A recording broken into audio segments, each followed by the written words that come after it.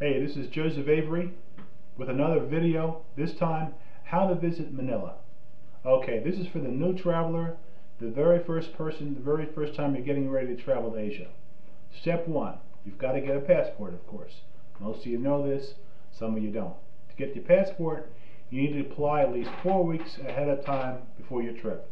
I would suggest about 6 weeks.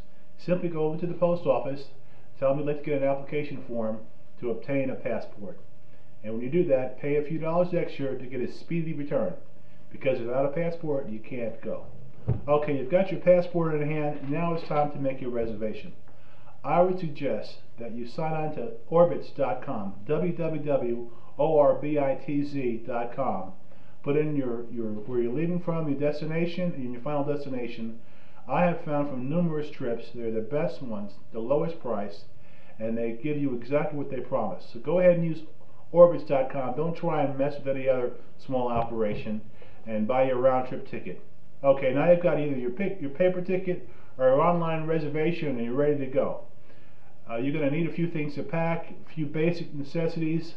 First of all, how much it's going to cost you for spending money. It's been suggested by many, and I would suggest it also, that you count on having at least $500 cash for each week you're going to be there. 3 weeks of travel, $1,500. When you're visiting the country of the Philippines, if you're a United States citizen, you do not need a visa. You will obtain an automatic visa for 21 days. If you stay there for more than 21 days, you've got to apply to get an extension. So try and make your first visit for 22 days, or rather for 19 or 20 days.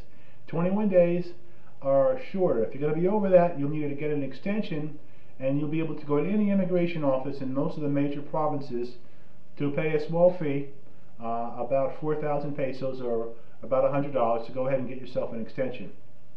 Okay, and the other concern before you leave is on safety issues. I would suggest that at all times in the Philippines, especially in the cities, always keep your wallet in your front pockets.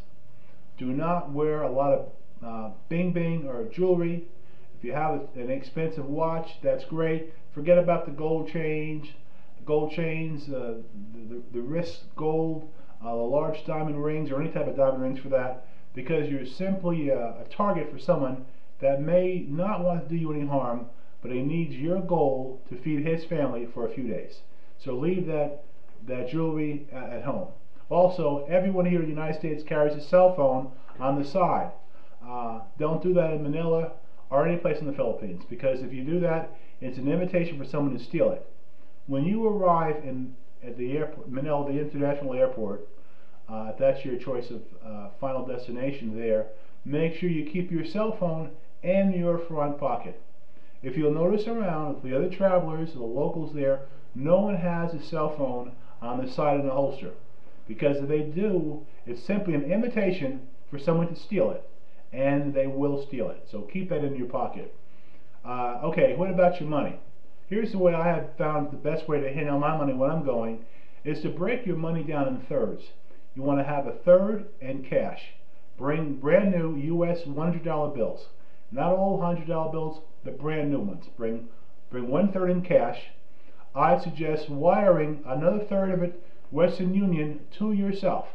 Make it maybe 2 separate payments, 2 or 3 payments, depending on how much money it is, payable to yourself. And maybe email yourself with the codes that you need in order to obtain that money when you get in the Philippines. And the third way, the final third, is to put a third of it on a debit card or an ATM card. Don't use your regular credit card, because what happens if someone steals your card and you're on the other side of the world? Use a debit card that has the exact amount, the type that you can pick up from a Walmart, a prepaid credit card. Put cash in there.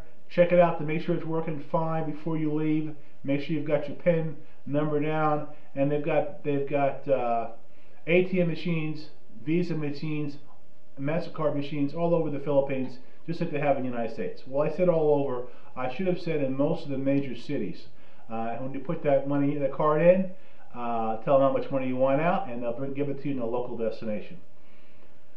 Okay, here's one thing you don't want to do.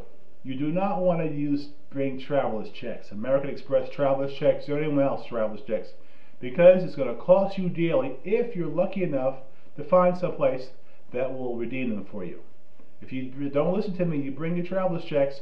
First of all, 90% of the places, including the banks, will not cash your traveler's check. The other 10%, they will, but they'll charge you a fee for each check you cash, plus a high, or I should say a low rate of exchange. So when you leave the bank, you'll be leaving like 25 to 30% of the value of it. So don't use traveler's checks. I'm warning you. There's a few things that you need to take.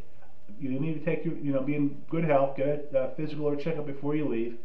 Most people don't need to have any type of malaria pills or malaria shots or anything for the Philippines, unless you know you're going out to a really remote area. But otherwise, don't mess with that. You'll be all set without it. Just bring some type of mosquito repellent to make your nights and sleeping a little bit better rather. And maybe when you're there, you'll buy yourself a mosquito net. Here's one thing that I wish I had bought the first time. I thought I had thoroughly prepared for my trip. No one had told me about this. Make sure that you carry with you toilet tissue. That's right. Because in most places in the Philippines, toilet tissue is not available. It's not available. Unless you go to someplace like a McDonald's. If you're in a shopping mall, they won't have toilet tissue available. If you're at 99% of the restaurants, there's no toilet tissue available. If you're at a lot of the hotels, maybe not the 4-star hotels or a 3-star hotel, they do not have toilet tissue. They don't even have toilet seats. But you can do without toilet seats, but you can't do without toilet tissue. Listen, my friends, if you bring a few rolls of toilet tissue with you, carry them with you in a little gym bag or a duffel bag, wherever you go, and you go to the bathroom and you see there's no toilet paper, you'll be glad you listened to my voice. Don't be like me, who had to leave the bathroom hastily, find a store to buy a roll of toilet tissue, and then come back. Oh, don't do like I did. Okay, this is just part one of the trip, some of the guidelines. You'll probably be arriving late at night. You'll want to check out my tips to Manila part one for what happens when you arrive in Manila, and we'll pick this up in the next video series. Okay, take care. This is Joseph Avery, the soulful traveler, with a few tips on how to travel to Manila.